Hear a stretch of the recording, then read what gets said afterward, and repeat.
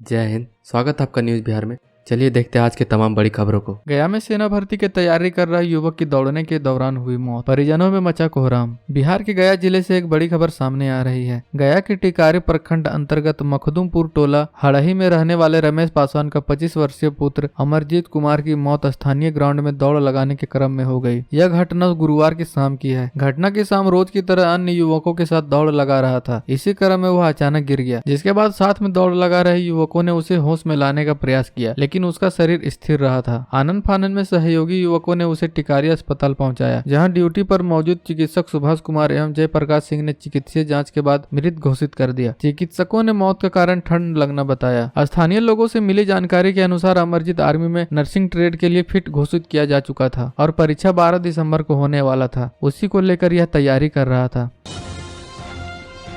सुल्तानगंज में short circuit से लगी आग ने राइस मिल में मचाई तबाही, 59 लाख की संपत्ति जलकर राख। सुल्तानगंज में अबजूगंज के गोला रोड में गुरुवार को चूड़ा व राइस मिल में आग लग गई। आग लगने से अफरा तफरी मच गई। इस कारण दमकल को बुलाना पड़ा। सुल्तानगंज व शाहकुंड में छोटी दमकल वाहन व भागलपुर में बड़ा दमकल वाहन ने पहुंचकर आग पर काबू पाया। आग लगने का कारण शॉर्ट सर्किट बताया जा रहा है। चूड़ा व राइस मिल में शॉर्ट सर्किट से लगी आग से घंटों तक अफरा तफरी का माहौल कायम रहा। इस घटना में लगभग 59 लाख के नुकसान होने की आशंका है। मां तारा भंडार चूड़ा मिल के प्रोपराइटर सोनी देवी ने सुल्तानगंज थाना में लिखित आवेदन देते हुए कहा कि गुरुवार सुबह शॉर्ट सर्किट से मिल में आग लग गई। इसकी जानकारी सीओ व थाना को दी गई। सूचना पाकर छोटी दमकल वाहन सुल्तानगंज शाहकुंड थाना से आई। भागलपुर से बड़ी दमकल वाहन आने के बाद आग पर काबू पाया गया।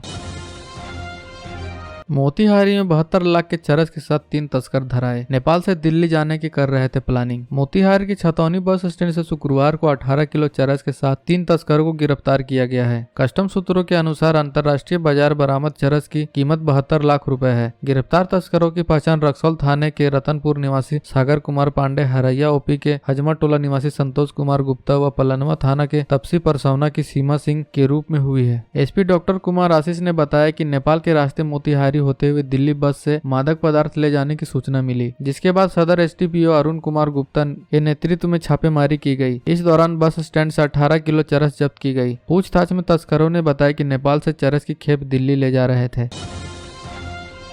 खाकी the Bihar chapter web series के चक्कर में फंसे आईजी अमित लोढ़ा, निगरानी विभाग ने दर्ज कराई एफआईआर। सरकारी सेवा में रहते हुए व्यावसायिक गतिविधियां चलाने का आरोप प्रमाणित होने पर स्पेशल विजिलेंस यूनिट ने 1998 बैच के आईपीएस और मगध क्षेत्र के पूर्व आईजी अमित लोढ़ा के खिलाफ पटना निगरानी के विशेष जज मनीष द्विवेदी की अदालत में एफआईआर दर्ज करा दी है। लोढ़ा के खिलाफ आरोप है कि उन्होंने सरकारी सेवक होने के बावजूद ओटीटी प्लेटफॉर्म नेटफ्लिक्स के साथ वेब सीरीज के लिए Friday story teller private limited company के साथ व्यावसायिक समझौते किए। इससे उनको कुल 59 लाख रुपए की अधिक से अवैध कमाई हुई। जांच में एसवीयू ने पाया कि अमित लोढ़ा ने Friday story teller private company limited से शुरुआत में ही 1 रुपए का एग्रीमेंट कर प्रोडक्शन कंपनी से पहली बार 12,000 रुपए हासिल किए। बाकी बचे शेष राशि अलग अलग किस्तों में उनके एचडीएफसी के बैंक अकाउंट में डाली गई। उनके इस आचरण को भ्रष्टाचार तथा निजी स्वार्थ व लाभ के लिए की गई वित्तीय अनियमितता माना गया है। विशेष निगरानी इकाई के पुलिस अधीक्षक ने विज्ञप्ति जारी कर इसकी जानकारी दी है। माना जा रहा है कि गया के पूर्व एसएसपी आदित्य कुमार की शिकायत पर यह प्राथमिकी दर्ज की गई है। गया का अधेड़ धर्म व नाम बदलकर रचा रहा था ब्याह, भेद खुला तो हुआ फरार, कर चुका है 3 शादियां। झारखंड के बोकारो में धर्म छिपाकर एक किशोरी से जबरन शादी रचा रहा गया का रहने वाला फर्जी इंस्पेक्टर अपनी पोल खुलती देख मौके से फरार हो गया। आरोपित 50 वर्षीय फिरोज उर्फ असलम खान उर्फ संजय कसेरा उर्फ राज सोरेन वह 7 दिसंबर की रात को संजय बनकर कुम्हार टोले में एक परिवार को भय दिखाकर 16 वर्षीय किशोरी से जबरन शादी कर रहा था। लेकिन शादी समारोह के दौरान कुछ रिश्तेदारों को उस पर शक हुआ तो हरला पुलिस व बजरंग दल के स्थानीय कार्यकर्ताओं को सूचना दे दी। हालांकि पुलिस के पहुंचने के पूर्व ही वह लोगों को चकमा देकर वहां से भाग निकला। हरला पुलिस मौके पर पहुंची तो लोगों ने आरोपित के पास से मिली इंस्पेक्टर की वर्दी व नकली पिस्तौल सौंपी। पुलिस के अनुसार आरोपी आतन अपराधी है। वह चतरा, रांची, रघुनाथपुर व जामताड़ा में जेल में जा चुका है। फिरोज मूलतः बिहार के गया जिले का रहने वाला है और वर्तमान में धनबाद के वासेपुर में घर बनाकर रह रहा था। वह 3 शादियां रचा चुका है। इससे पहले उसने एक आदिवासी महिला को झांसे में लेकर शादी की थी। उसने अपने आप को आदिवासी बताया था। पेटरवार की रहने वाली आदिवासी महिला को आरोपित ने अपना नाम राज सोरेन बताया था। फिरोज उर्फ असलम खान को चास थाना पुलिस ने 25 मई को 2021 को ठगी के मामले में जेल भेजा था। यह थाना आने वाले फरियादियों को केस हल्का करने के नाम पर खुद को पुलिस बता ठगी करता था।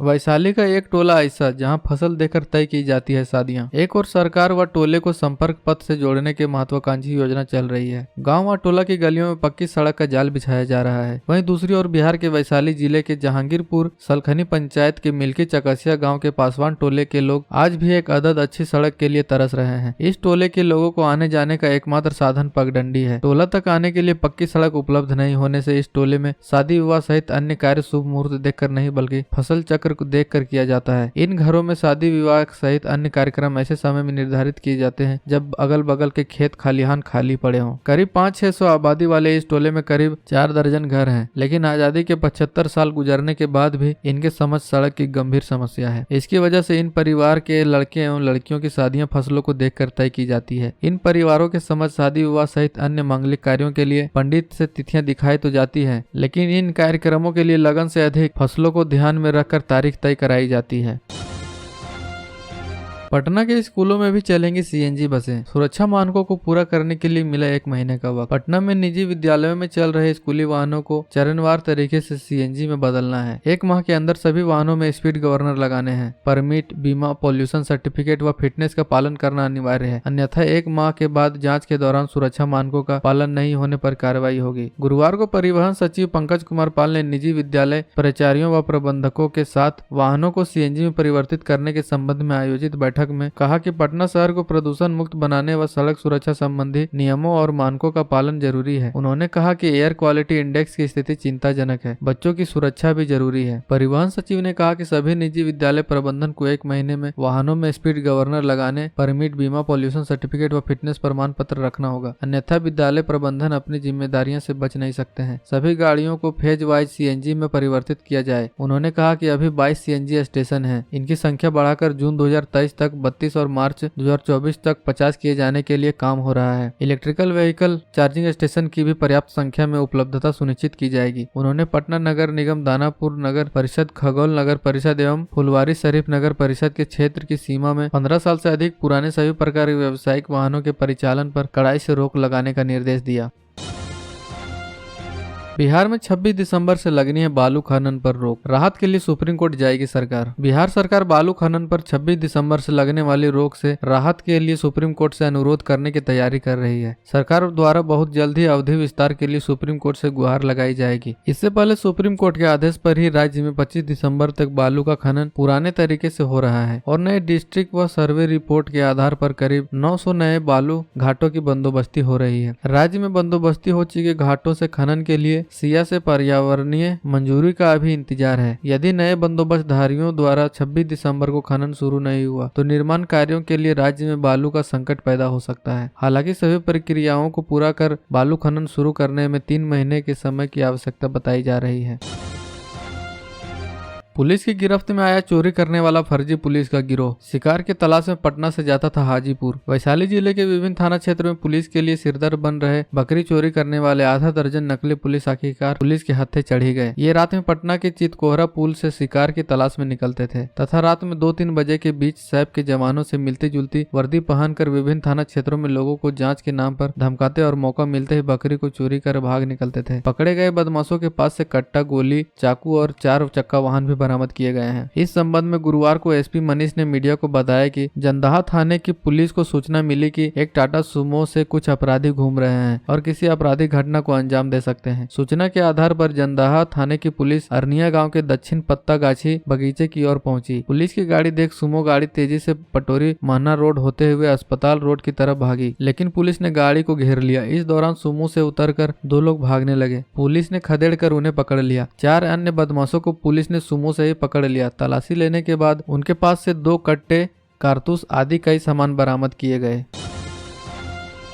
बिहार में पुलिस कर्मियों के रिक्त पदों पर होगी बहाली। पुलिस मुख्यालय से मांगा गया प्रस्ताव। बिहार सरकार के गृह विभाग ने राज्य में पुलिस कर्मियों खासकर चालकों के रिक्त पदों की नियुक्ति की कार्रवाई के लिए पुलिस मुख्यालय से प्रस्ताव मांगा है। विभाग ने कहा कि इमरजेंसी रिस्पांस सपोर्ट सिस्टम यानी डायल 112 के दूसरे चरण में उपयोग होने वाले वाहनों के चालकों का नियोजन बेल्ट्रॉन के माध्यम से आउटसोर्सिंग द्वारा की जाएगी। वहीं सामान्य चालक, चालक सिपाही या वायरलेस चालक के पदों पर नियुक्ति को लेकर रोस्टर की कार्रवाई करते हुए मुख्यालय से प्रस्ताव मांगा गया गया है। विभाग ने सीआईडी से प्रस्ताव मांगकर पूछा कि विधि विज्ञान प्रयोगशाला के लिए सामान्य चालक के पद पर नियुक्ति होगी या चालक सिपाही के पद पर बहाली की जाएगी। गृह विभाग ने पुलिस मुख्यालय से पुलिस कर्मियों के पदाधिकारियों पर चल रही लंबित कार्यवाही की रिपोर्ट भी मांगी है। इससे बिहार पुलिस के पदाधिकारियों व कर्मियों के विरुद्ध लंबित विभागीय कार्यवाही के मामले में अब तेजी आने की उम्मीद बंधी है। वहीं पिछले दिनों हुई समीक्षा बैठक में गृह विभाग के अपर मुख्य सचिव चैतन्य प्रसाद ने ऐसे पुलिस कर्मियों की विवरणी उपलब्ध कराने को कहा था जिनके विरुद्ध 5 वर्षों से विभागीय कार्यवाही लंबित है। हाजीपुर में भाभी ने मछली बनाने से किया इनकार तो देवर ने पीट पीट कर ले ली जान। वैशाली जिले के हाजीपुर सदर थाना क्षेत्र के लाल पोखर में गुरुवार को एक देवर ने पीट पीट कर अपनी भाभी की ही जान ले ली। भाभी का कसूर सिर्फ इतना था कि उसने देवर के कहने पर मछली बनाने से इनकार कर दिया। भाभी ने जब मछली बनाने से मना किया तो देवर ने गुस्से में बांस के बल्ले से पीट पीट कर भाभी की हत्या कर दी। इस घटना को अंजाम देने के बाद आरोपी देवर मौके से फरार हो गया। घटना के संदर्भ में परिजनों ने बताया कि सदर थाना क्षेत्र के दिग्घी लाल पोखर के रहने वाले टिंकू महतो की पत्नी ढूंढून देवी घर में झाड़ू लगा रही थी।